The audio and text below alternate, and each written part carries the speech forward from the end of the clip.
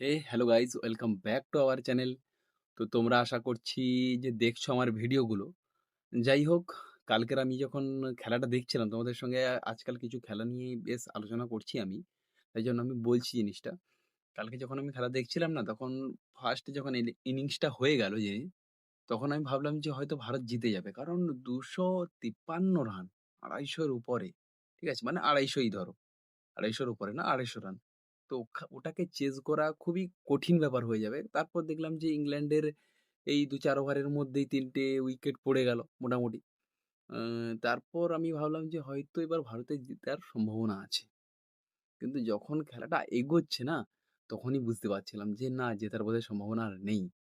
কিন্তু অ ওদের ভাগ্য হোক বা যাই হোক, ওদের পরিশ্রম হোক, একটা মেহনত দিয়েছে ওদেরকে মানে একটা রং মানে রং না, একটা সফলতা নিয়ে এসেছে জিনিসটার উপর।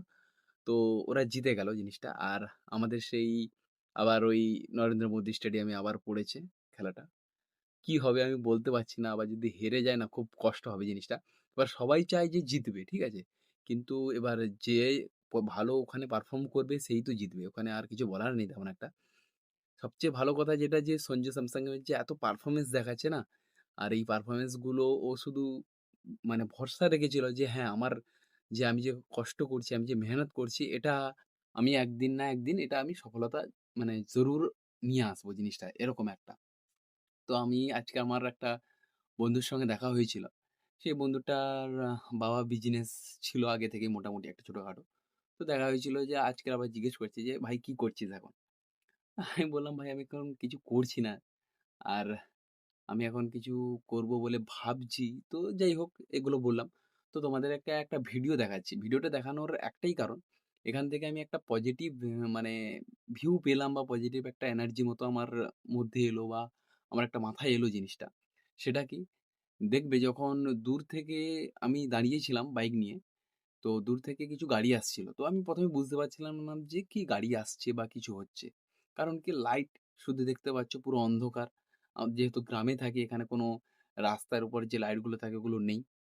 তো তারপর কাছে আসতেই দেখলাম যে একটা ২ টো স্কুটি আসছিল আর একটা টোটো আসছিল। তো তারপরেই বুঝতে পারলাম যে তুমি যখন কষ্ট করবে বা কিছু করবে না তোমার চারিদিক তুমি কিছু দেখতে পাবে না তেমন একটা ১ম।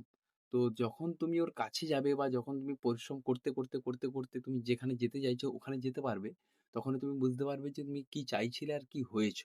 ঠিক আছে? তো একটা ছোট করে একটা দিয়ে দিলাম তোমাদেরকে মোটিভেশন। হ্যাঁ? তো তেমন কিছু বড় বা কিছু বিষয় নয়।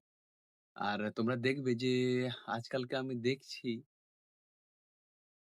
যাই হোক তোমাদেরকে এরকম কথা আমি বলতে থাকছি কিন্তু আমি একটা ভাবছি যে কোনো ছোটখাটো কিছু একটা স্ক্রিপ্টেড এর কিছু একটা নিয়ে আসবো।